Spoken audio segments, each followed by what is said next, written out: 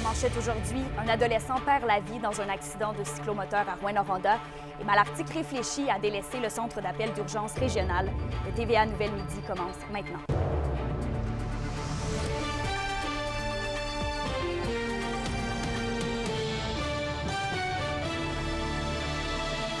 Bon midi, merci de vous joindre à nous.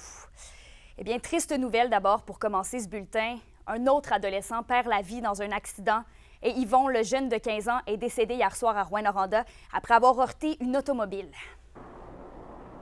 Absolument. Une vingtaine de jours seulement, Kémélia, après le décès du jeune Nathan à Amos, ben voilà que ce jeune conducteur de scooter décède tragiquement. Ça s'est passé ici, sur la rue Saguenay. C'est à une dizaine de kilomètres du centre-ville. Circulation qui circule, la vitesse permise, c'est 90 km/h. Je suis ici depuis une quinzaine de minutes. Je peux vous dire qu'on a l'impression que ça roule beaucoup plus vite, parce qu'on pense que 90, ça signifie 110, qu'on est 110 km. C'est ce qui est permis par la Sûreté du Québec avant qu'on ait un ticket, mais la vie, ça coûte combien? Reste à y voir. C'est le quartier d'Alembert, donc ici à Rouyn-Noranda. Et imaginez, depuis hier soir, 19 heures, oui, il y a les parents et amis de la victime et on est avec eux au niveau de la peine. Mais hier soir, à 19 heures, il y a des milliers, mais des milliers de parents, dont les enfants ont des scooters, qui ont vu évidemment qu'il y avait un accident et qui paniquaient. C'était la panique. Tous avaient peur de vivre cette pareille tragédie, cette angoisse. Et selon la SQ, c'est une fausse manœuvre qui a conduit à cet accident. Les automobilistes qui ont dû faire face à une entrave pendant plus de 7 heures, alors que la Sûreté du Québec a enquêté. La dame qui conduisait le second véhicule, qui s'en allait vers le nord, elle, a dû être soignée, on imagine, pour un violent choc nerveux. La route a été réouverte vers 1h45 ce matin. Donc, selon les informations qu'on a présentement, le conducteur du cyclomoteur aurait dévié de sa voie, puis aurait rentré en impact avec le véhicule qui venait en sens inverse. Ouais, on envoie toutes nos pensées là, à la famille et aux proches. Puis Yvon, dans le monde judiciaire, le Rouyn-Norandien Michael No va recevoir son verdict pour agression sexuelle sur 4 enfants le 5 décembre prochain. Oui, ça fait, je vais vous dire, des années que je suis cette histoire et c'est terrible comme histoire de pédophilie présumée. Un individu qui sera sûrement inscrit au registre des délinquants sexuels. Ça va mettre bien des enfants et d'autres parents à l'abri, souhaitons-le. Il a subi, Michael No, son procès à huis clos devant juge seul pendant 2 jours au début de la semaine au Palais de justice de la Sarre. L'honorable juge Marie-Chantal Brassard avait émis cette ordonnance pour, évidemment, protéger l'identité des jeunes victimes. Et je dois vous dire, j'en parle pas parce que je n'ai pas le droit, mais ce sont de très jeunes victimes. Leur identité est protégée et on évite ainsi, avec un huis clos, aux familles concernées d'avoir à témoigner. Le père de famille, il a 30 ans aujourd'hui. Il fait face à 12 chefs d'accusation pour des actes qui auraient été commis en janvier 2023 à Sainte-Germaine-Boulay sur 2 garçons et 2 fillettes. Lui sont reprochés, il les a touchés, il les a incités à des gestes d'ordre sexuel et il les a tous les 2 agressés sexuellement, semble-t-il. Je devrais parler à des proches et ces présumées victimes, de ces présumées victimes, au cours de la journée aujourd'hui. Merci Yvon. À plus tard. Et dans un tout autre dossier, la ville de Malartic pourrait délaisser le centre d'appel d'urgence régional. C'est ce qu'a annoncé récemment le maire de la ville. Et Alexis, les moyens technologiques là, en seraient en cause. Oui, c'est ce qui a été annoncé récemment. Pour vous mettre en contexte, il y a déjà la ville de Val-d'Or qui faisait affaire avec Chaudière-Appalaches, alors que les autres municipalités ici de la région font affaire avec Rouyn-Noranda. Une des raisons pour laquelle la ville de Malartic tient potentiellement à délaisser le centre ici régional, c'est que les moyens technologiques sont beaucoup plus efficaces et rapides à l'extérieur de la région. Et ça, c'est quelque chose qui pèse lourd dans la balance. Je m'entretenais tantôt avec le maire de Malartic, Martin Ferron, et il me mentionnait que, le but principal, ce n'est pas de délaisser le centre régional, mais mais c'est simplement qu'ici, à Rouyn-Noranda, par exemple, les mesures et les infrastructures technologiques ne sont pas suffisantes pour le moment. Il me parlait même là, que pour le service de sécurité incendie, l'efficacité et la rapidité ici à l'extérieur de la région, ça pourrait faire en sorte que ça pourrait aider à sauver des vies. Donc, pour Martin Ferron, c'est clair que du côté Malartic, on entame des démarches. Les démarches sont entamées. On ne sait pas encore à quel moment est-ce qu'ils vont être aboutis. Et le maire de Malartic, Emilia, qui mentionne qu'il n'est pas nécessairement trop tard pour faire marche arrière, mais ça prendrait des bonnes raisons. Et une des premières, ce serait qu'ici, le centre régional offre des moyens technologiques efficaces. Pour l'instant, ça ne semble pas être le cas. Je vais vous revenir avec un reportage complet ce soir. On va suivre ça certainement. Merci, Alexis. La question du jour TVA, une présentation de Mobilier Bélan qui vous offre depuis plus de 50 ans un service de qualité et un grand choix de matelas, mobilier, électro au prix compétitif que vous recherchez. À la question du jour, on vous demande « Craignez-vous que les appels d'urgence soient traités à l'extérieur de la région? » Pour voter et commenter, rendez-vous au tva.abitibi.ca.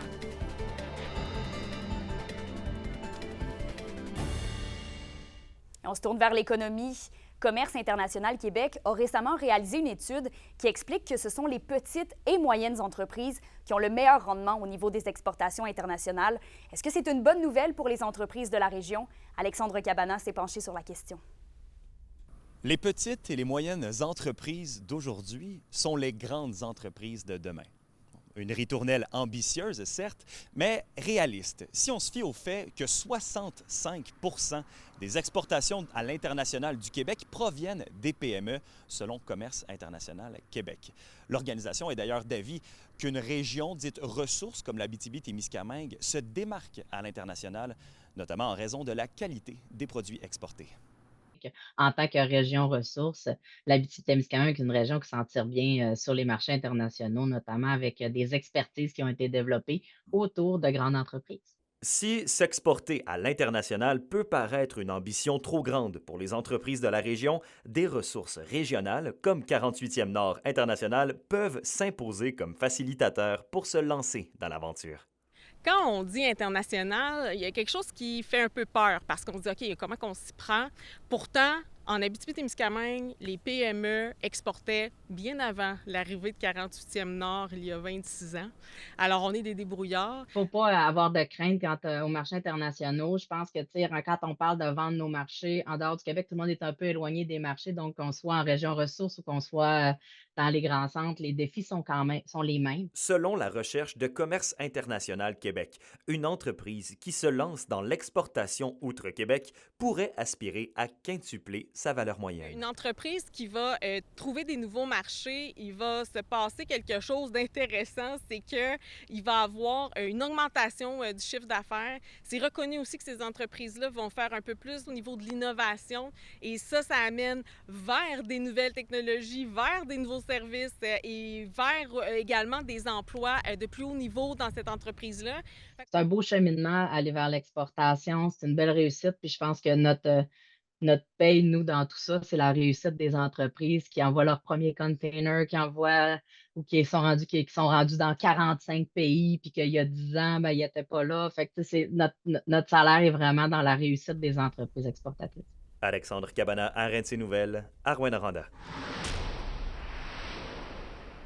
Le Festival de musique émergente fait briller la région chaque année et tout le Québec le réalise puisqu'il a obtenu une nomination dans la catégorie Événement de l'année au Gala de la Disque. La 21e édition du FME est nommée aux côtés du Festival d'été de Québec, du Festival de la Noce, du Festif de Baie-Saint-Paul et des Franco de Montréal pour remporter le Félix tant convoité.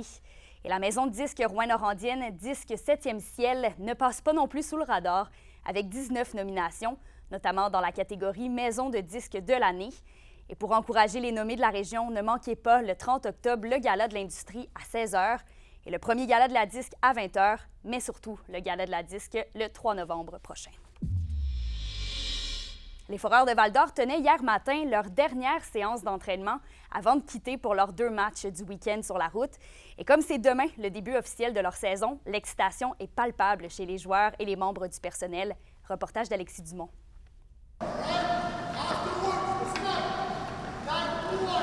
Luc, 2 jours avant le début de la saison. On est excités, c'est une nouvelle saison. C'est excitant, on a hâte que ça commence. Mais avant de passer aux choses sérieuses, les Foreurs avaient mercredi matin une dernière pratique d'équipe dans le but de se préparer aux 2 matchs du week-end. Super pratique, j'aime l'ambiance, les gars sont souriants, puis je te l'ai mentionné dernièrement, l'ambiance est bonne, on a un beau groupe de jeunes dynamiques, bien accompagnés par les vétérans, puis j'adore les sourires que je vois, les étoiles dans les yeux, on a une belle gang.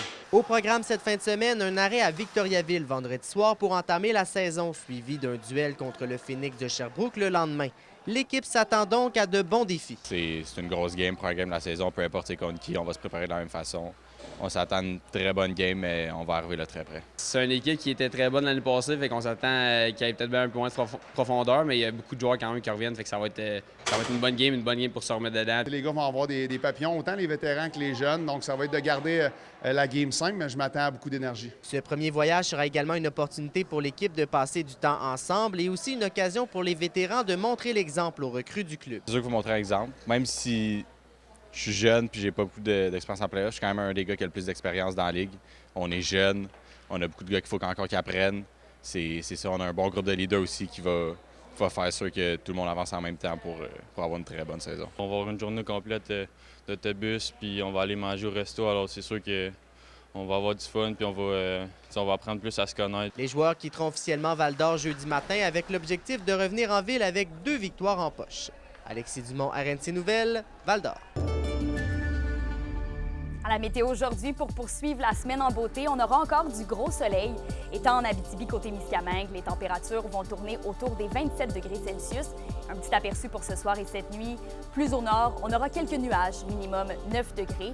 Et plus au sud, même scénario, mais avec quelques nappes de brouillard qui devraient se former au cours de la nuit, minimum 11 degrés. Pour conclure, le 6 de l'Abitibi-Témiscamingue tient aujourd'hui un conseil d'administration. On vous revient avec ce qui a retenu l'attention au bulletin de ce soir. Sur ce, je vous souhaite de passer une belle journée. Profitez bien de la journée ensoleillée. On se retrouve au TV à 18h.